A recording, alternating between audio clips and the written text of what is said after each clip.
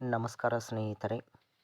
T E ಟಿಗೆ ಸಂಬಂಧಪಟ್ಟಂಥ ಒಂದು ಪ್ರಮುಖವಾದಂಥ ಅಪ್ಡೇಟ್ ಬಂದಿದ್ದು, ಅದು ಏನೆಂದರೆ ಇನ್ನು ಮುಂದೆ ಟಿ ಇ ಟಿ ಪರೀಕ್ಷೆಯನ್ನು ಆಫ್ಲೈನ್ ಬದಲು ಆನ್ಲೈನಲ್ಲಿ ನಡೆಸಲು ನಿರ್ಧರಿಸಲಾಗಿದೆ ಅಂತಕ್ಕಂಥದ್ದು.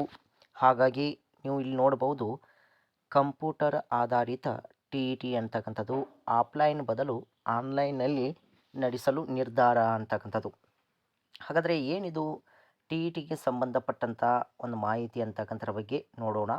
ಅದಕ್ಕಿಂತ ಮೊದಲು ಇನ್ನೂ ನಮ್ಮ ಚಾನಲನ್ನು ಯಾರು ಸಬ್ಸ್ಕ್ರೈಬ್ ಮಾಡಿಲ್ಲಲ್ಲ, ಸಬ್ಸ್ಕ್ರೈಬ್ ಮಾಡಿಕೊಳ್ಳಿ. ಪಕ್ಕದಲ್ಲಿರ್ತಕ್ಕಂಥ ಬೆಲ್ ಐಕನನ್ನು ಆನ್ ಮಾಡಿಕೊಳ್ಳಿ. ಇಲ್ಲಿ ನೀವು ನೋಡ್ಬೋದು, ಬಿ ಎಡ್ ಪದವೀಧರರಿಗೆ ಈ ಶಾಲಾ ಶಿಕ್ಷಣ ಇಲಾಖೆಯು ಲಿಖಿತವಾಗಿ ಇಲ್ಲಿವರೆಗೆ ಏನು ಮಾಡ್ತಿತ್ತಂದ್ರೆ ಈ ಟಿ ಇ ಟಿ ಪರೀಕ್ಷೆಯನ್ನು ನಡೆಸ್ತಿತ್ತಂತಕ್ಕಂಥದ್ದು. ಇದೇ ಮೊದಲ ಬಾರಿಗೆ ಟಿ ಇ ಟಿ ಪರೀಕ್ಷೆಯನ್ನು ಆನ್ಲೈನ್ ಮಾಡಲು ಇಲಾಖೆ ಸಿದ್ಧತೆಯನ್ನು ನಡೆಸಿದೆ ಅಂತಕ್ಕಂಥರ ಬಗ್ಗೆ ನಾವಿಲ್ಲಿ ನೋಡ್ಬೋದು. ಅದರ ಜೊತೆಗೆ ಇಲ್ಲಿವರೆಗೆ ನಡೆದಂಥ ಎಲ್ಲ ಪರೀಕ್ಷೆಗಳು ಎಲ್ಲವೂ ಕೂಡ ಆಫ್ಲೈನ್ ಮುಖಾಂತರ ಪರೀಕ್ಷೆಯನ್ನು ನಡೆಸಲಾಗ್ತಿತ್ತು.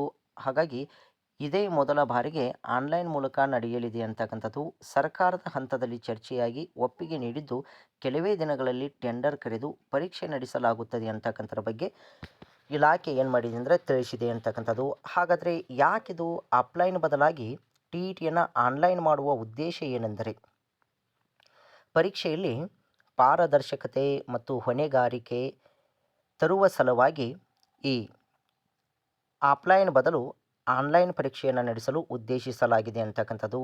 ಹಾಗಾದರೆ ಏಜೆನ್ಸಿಯ ಟೆಂಡರ್ ಅಂತಕ್ಕಂಥದ್ದು ನೋಡಬಹುದು.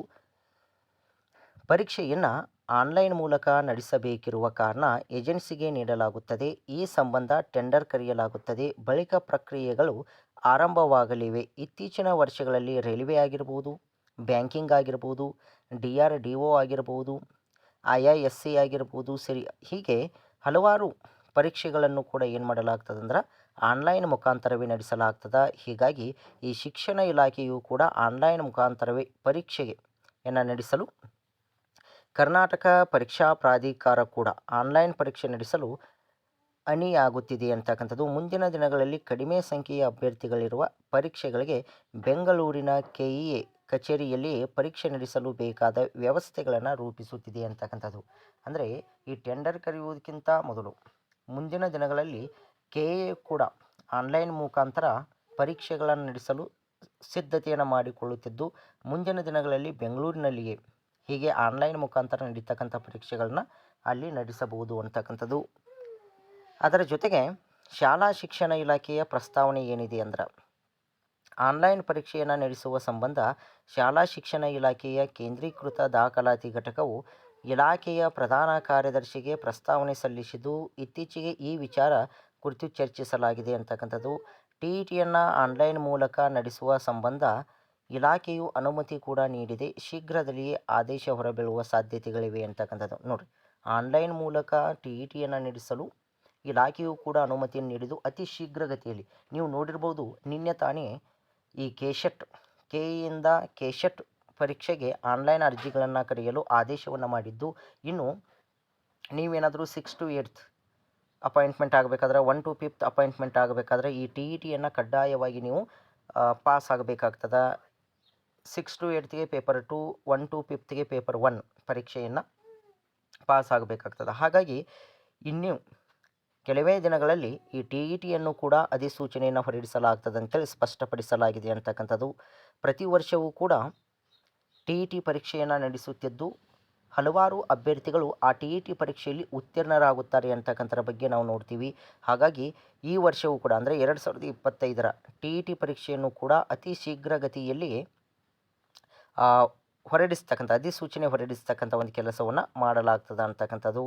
ನೀವು ಇಲ್ಲಿ ನೋಡ್ಬೋದು, ಶಾಲಾ ಶಿಕ್ಷಣ ಇಲಾಖೆಯ ಆಯುಕ್ತರಾದಂಥ ಡಾಕ್ಟರ್ KV ತ್ರಿಲೋಕ್ ಚಂದ್ರ ಅಂತಕ್ಕಂಥವರು ಒಂದು ಸ್ಟೇಟ್ಮೆಂಟನ್ನು ನೀಡಿದ್ದಾರೆ. ಏನದು ಸ್ಟೇಟ್ಮೆಂಟ್ ಅಂದರೆ ನೋಡ್ಬೋದು, ಈ ಬಾರಿ ಟಿ ಇ ಟಿ ಪರೀಕ್ಷೆಯನ್ನು ಆನ್ಲೈನ್ ಮೂಲಕ ನಡೆಸಲು ಚರ್ಚಿಸಲಾಗಿದೆ. ಇಲಾಖೆ ಆದೇಶವಾದ ಬಳಿಕ ಟೆಂಡರ್ ಕರೆದು ಪ್ರಕ್ರಿಯೆಯನ್ನು ಆರಂಭಿಸಲಾಗುತ್ತದೆ ಅಂತಕ್ಕಂಥ ಒಂದು ಮಾಹಿತಿಯನ್ನು ಅವರು ಆಯುಕ್ತರಾದಂಥವರು ನೀಡಿದ್ದಾರೆ ಅಂತಕ್ಕಂಥದ್ದು. ಹೀಗಾಗಿ ಎಲ್ಲ ಅಭ್ಯರ್ಥಿಗಳು ಇನ್ನು ಮುಂದೆ ಟಿ ಇ ಟಿ ಪರೀಕ್ಷೆಯನ್ನು ಯಾರೆಲ್ಲ ಎದುರಿಸ್ತಿರಲ್ಲ ಅವರೆಲ್ಲರೂ ಕೂಡ ಟಿ ಇ ಟಿ ಪರೀಕ್ಷೆ ಆಫ್ಲೈನ್ ಇರುವುದಿಲ್ಲ, ಅದರ ಬದಲಾಗಿ ಆನ್ಲೈನ್.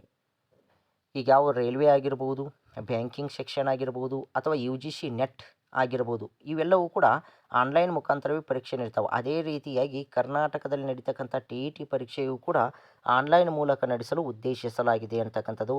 ಇದರ ಸಾಧಕ ಬಾಧಕಗಳೇನಂದ್ರೆ ಆನ್ಲೈನ್ ಮೂಲಕ ನಾವು ಪರೀಕ್ಷೆಗಳನ್ನು ನಡೆಸುವುದರಿಂದ ಮೌಲ್ಯಮಾಪನ ಮತ್ತು ಫಲಿತಾಂಶ ಪ್ರಕಟಣೆಗೆ ಏನಾಗ್ತದೆ ಅತ್ಯಂತ ವೇಗ ಸಿಗಲಿದೆ ಅಂತಕ್ಕಂಥದ್ದು. ಕಂಪ್ಯೂಟರ್ ಆಧಾರಿತ ಪರೀಕ್ಷೆ ಆಗಿರುವುದರಿಂದ ಪಾರದರ್ಶಕತೆ ಏನಿರ್ತದೆ ಹೆಚ್ಚಿರ್ತದೆ. ಅದರ ಜೊತೆಗೆ ಹೊಣೆಗಾರಿಕೆಯೂ ಕೂಡ ಇರ್ತದೆ ಅಂತಕ್ಕಂಥದ್ದು. ಅಕ್ರಮ ನಡೆಯದಂತೆ ಎಚ್ಚರವನ್ನು ವಹಿಸಬಹುದು.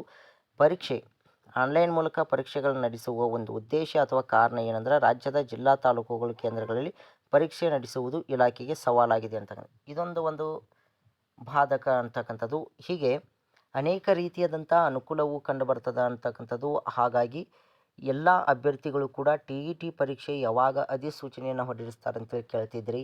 ಇನ್ನೇನು ಕೆಲವೇ ದಿನಗಳಲ್ಲಿ ಆನ್ಲೈನ್ ಮೂಲಕ ಪರೀಕ್ಷೆ ಮಾಡಿ ಕೆಲವೇ ದಿನಗಳಲ್ಲಿ ಏನು ಮಾಡ್ತಾರಂದ್ರೆ ಅದಕ್ಕೆ ಅಧಿಸೂಚನೆಯನ್ನು ಹೊರಡಿಸ್ತಕ್ಕಂಥ ಎಲ್ಲ ಸಾಧ್ಯತೆಗಳು ಇವೆ ಅಂತಕ್ಕಂಥದ್ರ ಬಗ್ಗೆ ನಾವೊಂದು ಇಲ್ಲಿ ನೋಡಬಹುದು.